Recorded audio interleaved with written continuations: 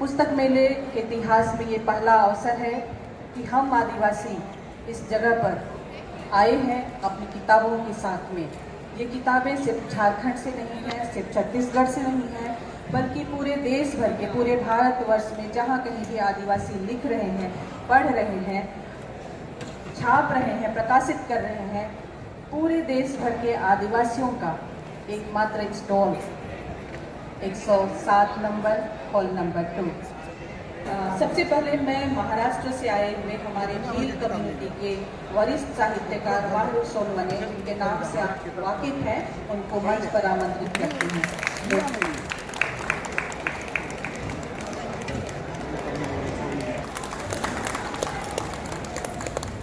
हमारे बीच में वाहरू सोनवने दादा हैं, जिनको कि कौन नहीं जानता है, जो हिंदी साहित्य से हैं या जो मराठी साहित्य से हैं या जो आदिवासी साहित्य से हैं, वो सभी लोग उनके नाम से वाकिफ हैं।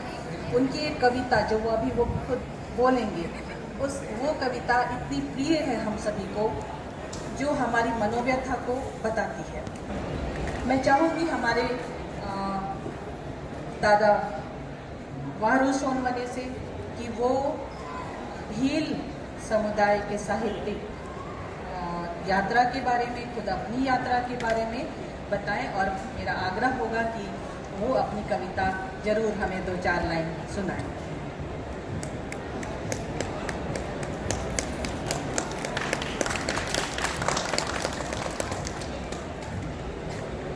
आप सबको हाथीजे जोहार, उंगुलान जिंदाबाद। मैं वाहरू सोनवने महाराष्ट्र से हूँ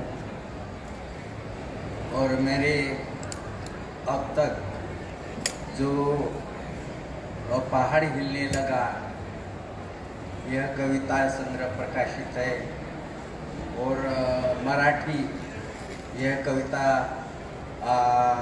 संग्रह प्रकाशित है, और रोडाली यह कविता संग्रह प्रकाशित है, और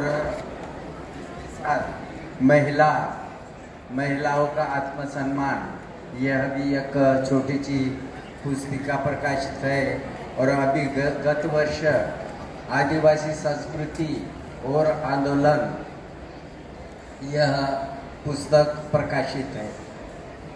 तो यहाँ पर मुझे आदिवासी के बारे में और अपने साहित्य के बारे में कविता लिखने को कहा है, लेकिन हम कहें कि आदिवासी की जो स्थिति है, आदिवासी की दशा है, यह दशा के बारे में, स्थिति के बारे में अब तक आदिवासी नहीं बोला है।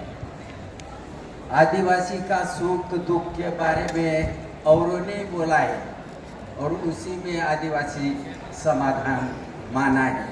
लेकिन इस परिस्थिति से कभी भी हम बाहर निकलना चाहिए, ऐसा सोचा, और आदिवासी अब खुद सोचने लग गया है, लिखने लग गया है, और अपनी आवाज़ अपने साहित्य में से प्रस्तुत कर रहा है।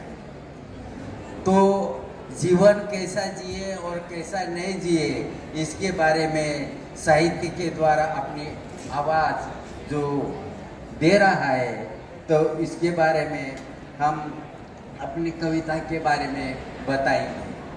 कविता वैसे मराठी में है, उसका हिंदी में अनुवाद हुआ है, तो उसके बारे में वो कविता मैं कहूँगा। आदिवासी के बारे में वो कविता है। हम स्टेज पर गए ही नहीं, हम स्टेज पर गए ही नहीं, और हमें बुलाया भी नहीं। हम स्टेज पर गए ही नहीं और हमें बुलाया भी नहीं। उंगली के इशारों से हमारी जगह हमें दिखा दी, हम वहीं बैठे। उंगली के इशारों से हमारी जगह हमें दिखा दी, हम वहीं बैठे, हम वहीं बैठे, हमें शाबाशी मिली।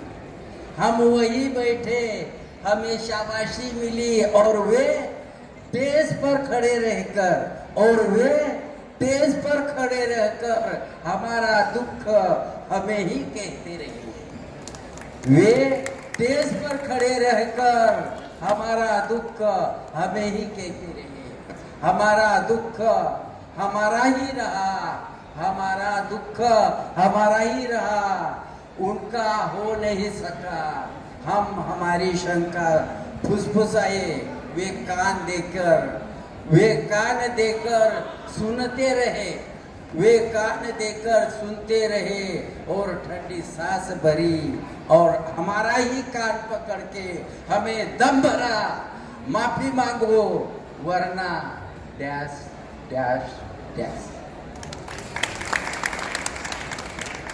इस तरह से हवालत से बाहर निकलने के लिए हम हमारा सुख और दर्द ये हम जो हमारी परंपरा जीवन है, जो बोली भाषा है, वो बोली भाषा में हमारे लोकगीत क्या है, हमारे नाटक क्या है, हमारी परंपरा क्या है, हमारी देव पूजा क्या है, हमारी संस्कृति क्या है, इस जीवन को लिपिबद्ध करना है। जो अभी तक मौखिक परंपरा में चलते आए हैं उसको लिपिबद्ध करना चाहिए और जो भाषा है अपनी भाषा में लिखना चाहिए और भाषा में संस्कृति है और वो संस्कृति मानव मूल्य की ओर सबसे ज़्यादा मानव मूल्य की ओर बढ़ती है और इसलिए हम यह बोली भाषा में जो जीवन समाया है